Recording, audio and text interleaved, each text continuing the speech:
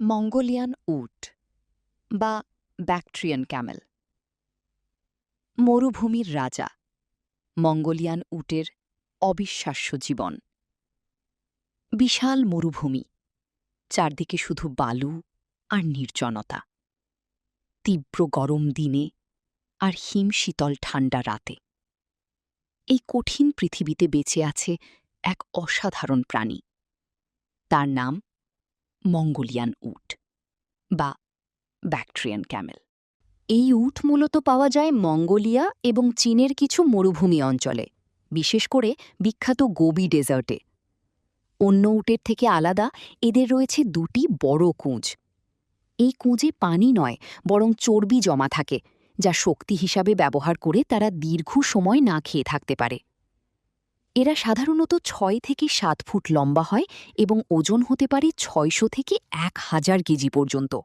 ভাবত, দিনে ৪০ ডিগ্রি সেলসিয়াসের বেশি গরম আর রাতে নেমে যেতে পারে -৩০ ডিগ্রিতে। এই ভয়ঙ্কর আবহাওয়াতেও মঙ্গোলিয়ান উট দিব্যি টিকে থাকে। তাদের শরীরে রয়েছে মোটা লোম, যা ঠান্ডা থেকে রক্ষা করে।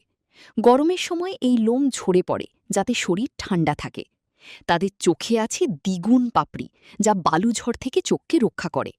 আর তাদের নাক বন্ধ হয়ে যেতে পারে বালু ঢোকা আটকাতে।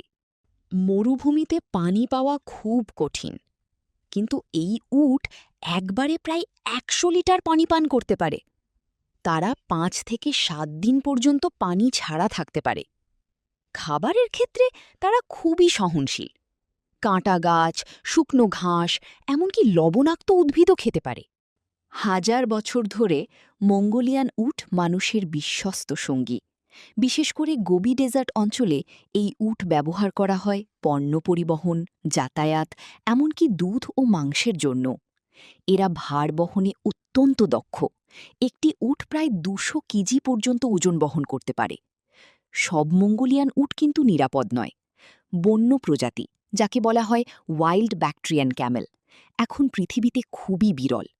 শিকার, জলবায়ু পরিবর্তন এবং বাসস্থান ধ্বংসের কারণে এরা এখন বিপন্ন প্রাণীর তালিকায়। মরুভূমির কঠিন জীবনে টিকে থাকা এই প্রাণী আমাদের শেখায়, পরিস্থিতি যতই কঠিন হোক, মানিয়ে নেওয়ার ক্ষমতাই আসল শক্তি। যদি ভিডিওটি ভালো লাগে তাহলে লাইক, শেয়ার এবং সাবস্ক্রাইব করতে ভুলবে না। আর কমেন্ট করে জানাও পরবর্তী ভিডিওতে কোন প্রাণী সম্পর্কে জানতে চাও।